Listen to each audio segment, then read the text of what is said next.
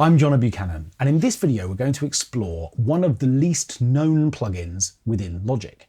In fact, it's entirely possible that you don't even know this one exists, despite the fact that it does this.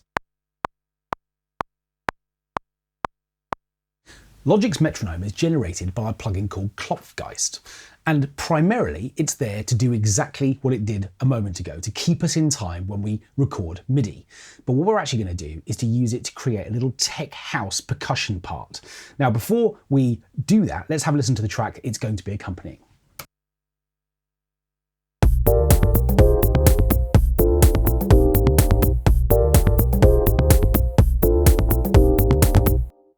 So what I've got here is 4 bars of stuff. It's all just generated from sort of Apple Loop content at the moment.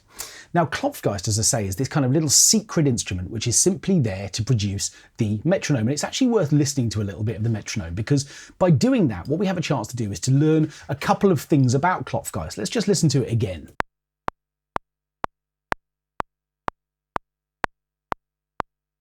Okay, so this sound that we know so well because we hear it all the time clearly is capable of producing different pitches, because we can hear that there's a different sort of indentation of the sound on the downbeat of each bar and then a lower one on the remaining other beats. We can also tell that it's got this kind of super fast decay time, because obviously it's just there as this little spike and then it drops away. So in other words, it's quite a useful percussive instrument, which is why I like this idea of us maybe being able to turn it into a sort of tech housey percussion instrument.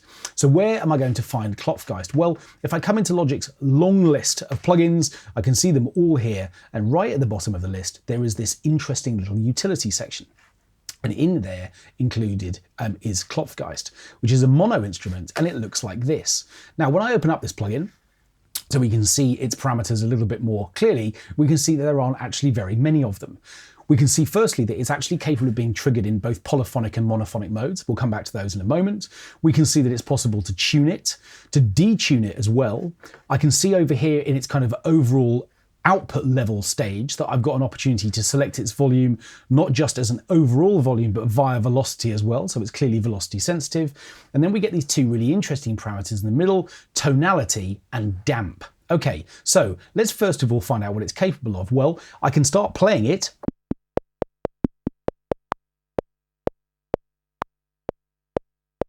There we are, I'm a metronome. So I can see straight away that I can play the instrument like this, but what happens when I start introducing some tonality to the sound?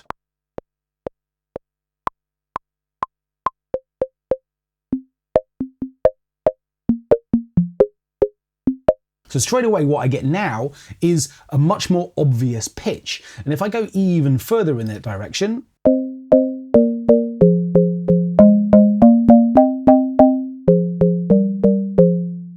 I just know that you're going to make your next hit out of this sound next. I want some credit. Okay, so we've got this kind of tonality dial. And if we go the other end, to the other end of that spectrum, we lose any sense of pitch. It just becomes this spiky little noise, perfect for tech percussion. So clearly we can set a balance there along the sort of tonality scale. If I go back up towards the top here, what I also have a chance to do is to damp this instrument, which is effectively like controlling its decay.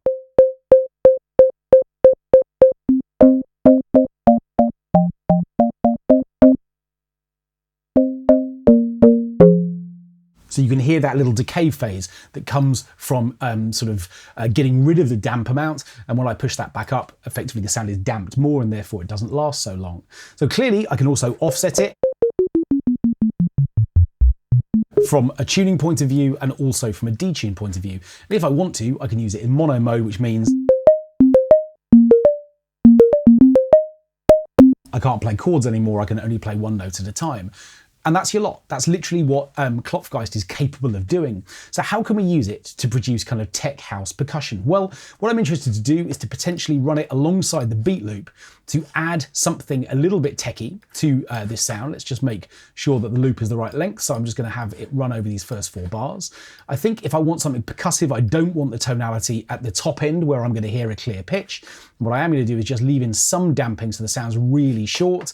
And what I'm going to do is just to record maybe 1 or 2 bar pattern just to produce something a little bit percussive.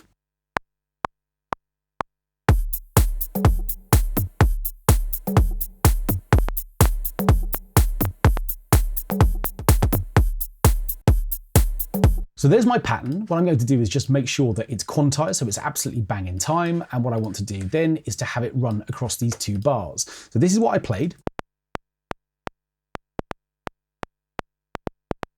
Now, even though the tonality is right down at the bottom, so we're not hearing a clear sense of pitch, we can nevertheless hear that there's a difference between the upper and the lower note. And what I might do is just introduce a sort of third octave to this part. So what I might do is, think about this for a moment, I'm going to here, I think, just have this drop down an octave, and I might just drop that one down an octave too. So that's more down at the bottom here. So I'm effectively just changing just the shape of this a little bit. I'll put this in an intermediate position. Okay, and now what we've got, this is nice little sort of blippy percussion. I like that actually. I'm going to replace the second time round so that they're the same over those first two bars. Let's run it with the beat loop.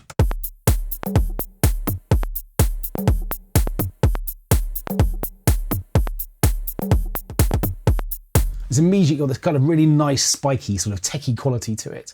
And because I've actually played these notes in as Cs, one thing that might be interesting to do, because my track is in C, would be to introduce a little bit of the kind of tonality aspect, just to see how that sounds. I'll keep them soloed for a moment, just to see whether or not, as we start to introduce a little bit of a pitch to this, whether or not that's enhancing the track or just making life complicated.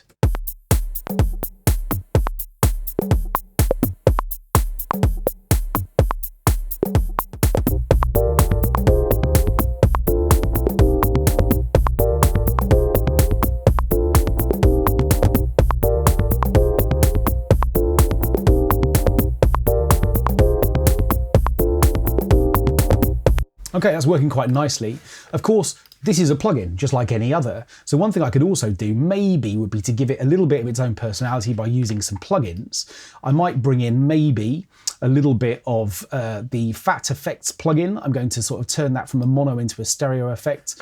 And what I'm going to do is just give it a little bit of extra dirt, a little bit of sort of distortion. Maybe what we'll do is just introduce a little bit of filter shaping on it as well.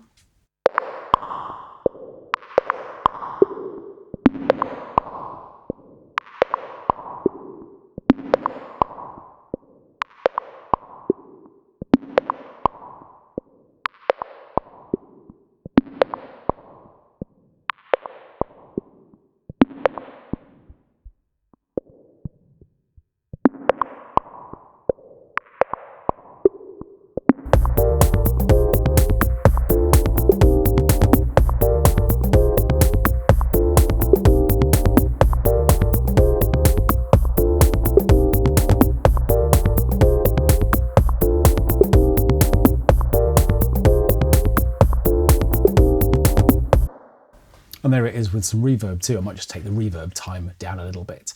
So what we've got here is this opportunity to use this unbelievably straightforward plugin, which we hear every day, but actually doing something that maybe we've programmed ourselves rather than just is there to sort of act as this kind of utilitarian style metronome. It's got this really interesting little relationship between non-tonal and tonal sound, and we can just begin to see that when we start adding effects to it, just to make it become something else, it's capable of doing this really interesting job in the context of a track like this.